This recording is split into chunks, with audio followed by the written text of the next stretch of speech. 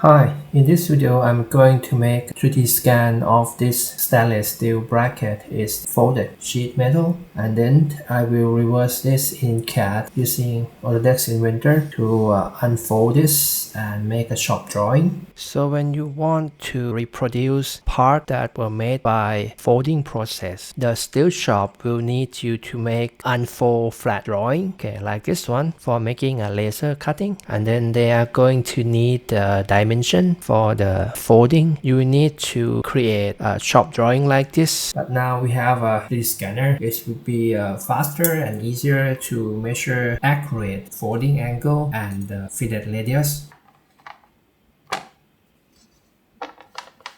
I'll make only one scan because the object has a parallel wall, so I cannot make a two scan and merge it. I'll just scan on this side, and this should give me enough information for reversing and also matching the complete object, because the bottom side is just a flat plane. So I will just scan in this orientation to make it easy for me to erase the turntable. I will raise the object up by using this small triangle support, because this support has line contact point. So if I support the object with this, I only need 3. It will be very easy for me to remove the support from the 3D scan, because the contact point is a very narrow straight line. So I can get a perfect scan with just one scan without merging. So I use Raptor Pro for making this scan. Raptor Pro can scan a metallic surface, but it will take a longer time to get the better result and faster scan speed. I will spray this one to remove the reflection. The part is sprayed.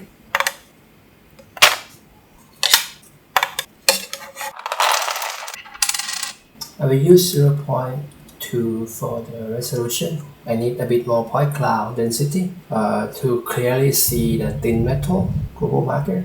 Adjust the brightness a bit.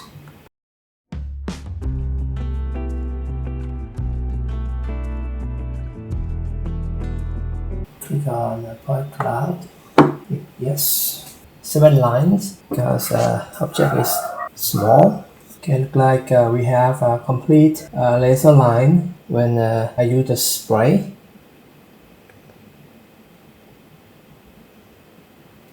When you use a spray, it will pick up the surface much quicker than without the spray.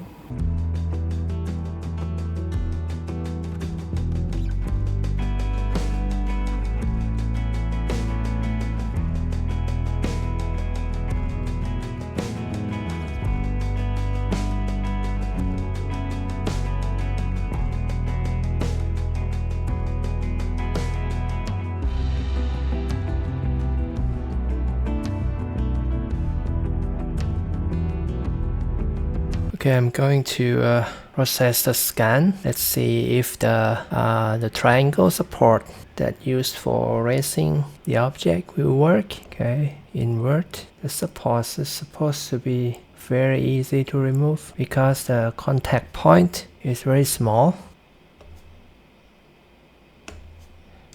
Fuse the mesh 0.2. Okay, let's see the marking from the support. It's very small. I just need to delete this one. So I think it's worked. The triangle support, it makes easier for cleaning. This one is also really clean. This one is just a bit. Okay, we have 37,000 points. Some parts not scanned deep inside. This part is not scanned. I didn't know that.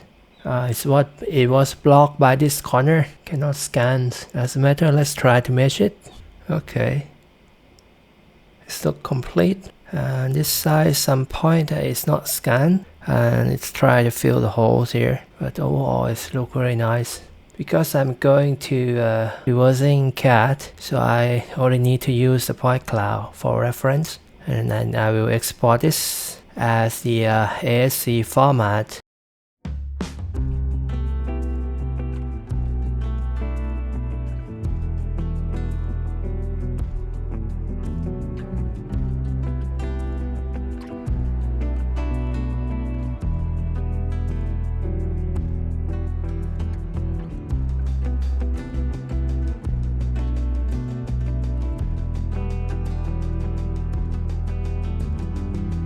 Okay, here's the 3D scan result with a bit of the repair in Substance Modular. Just I repair this part and also this part, and this face is filled with the Creality scan, so it's not very smooth. I didn't apply the smoothness in this area. I think it's good enough for making a presentation. Okay, let's move to reversing with the Autodesk Inventor. Okay, here's the point cloud from the 3D scan, and there are two ways to create a model with this sheet metal. Here's the first method. I can trace the line along the point cloud in this orientation, then I will extrude for making a solid like this. Will be the easiest and fastest way to model this metal sheet, but there's a drawback. You cannot unfold it because it's not created by using a sheet metal command. So when you want to unfold it, the software wouldn't be able to do this. And this model is created by using sheet metal command. It gives exactly the same result, but it can be unfolded. Let me show you. First, I make a face, rectangle face by tracing along the point cloud. Then I make a first bending. The distance is try and error, and this will be a second bend. So I can change the bending radius and the flank angle. This is try and error. Just keep inputting this number. This is third bend. So 169 degrees here is from try and error. Also the bending radius, just change the number until the solid touch the point cloud like this. So you can get a very accurate flank angle with this method. Okay, here's a fourth bend at this end, so you can see that. So it's aligned with the point cloud. Okay, this is fifth bend. It's only 1.1 degrees. This is a pre-camber. When you assemble this part, it will go straight. Okay, this is sixth bend. The bending radius is 5 millimeters. And the angle is 90 degrees. This is 7th bend. The flank angle is 167 degrees, and the bend radius is 1 millimeter. And there's a punching here. I can use a punch tool to create a punch like this, but it's not convenient, so I just make a shallow holes. When I'm doing the sheet metal, I cannot create any other type of solid inside of the sheet metal, otherwise it won't be able to unfold. So after make this sheet metal, I can create a flat pattern like this, and the yellow line that you see here is the center of the bending. The steelworker will make an engraved line with a laser, just a thin line, so that they can see where they have to put the workpiece on the bending machine. Okay, this is in a drawing mode, A3 paper. And to make the shop drawing for a production order, you need to make it in a 2D drawing. So I place the first view here, scale 1:1. I'm gonna make a flat view of the metal sheet, scale it 1:2. I'm going to make a annotation with the bending. Here, this is the bending line. This is a dimension that steelworker needs to know. I click here, click. So this information will tell the steelworker that they have to bend down with the radius 8.5 millimeter and the angle is 169. So they can't make any mistake. This is down, second bend, third bend, up, fourth bend, fifth bend, sixth bend, and seventh bend. Okay, we have 7 bend. Punch out. Okay, what left is just give it a dimension. You need to give a dimension for each bending, and you should give them the dimension for the overall length and also the width. Okay, now the unfold drawing is finished.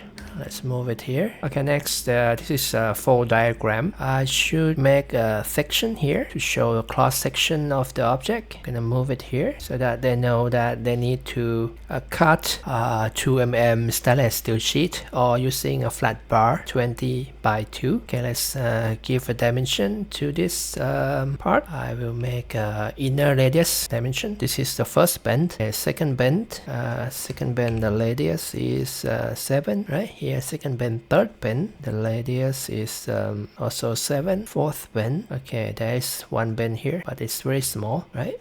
and then I need to give them the radius, give them the distance, and then you need to give them the bending angle, 11 degrees here, 120, 120. This one is 90, and this one is about 1.1 degrees. It's 90. Okay, 13. And you should give them the overall dimension so that they can check with the vernier caliper or any other tools that they have. I'm gonna give this dimension, extreme width of the sheet metal, 123, 128.33. Okay, this should be enough for making a production. But one thing to note that you should give them perspective view like this, in the perspective view, so that they know what they have to do. A lot of time I find that they bend it in the wrong direction. See me here, you put here down, they bend up. You put up, they bend down. So if you give them the perspective view, they wouldn't make any mistake, I suppose. Okay, it's completed. Thanks you guys for watching. I'll see you in the next video.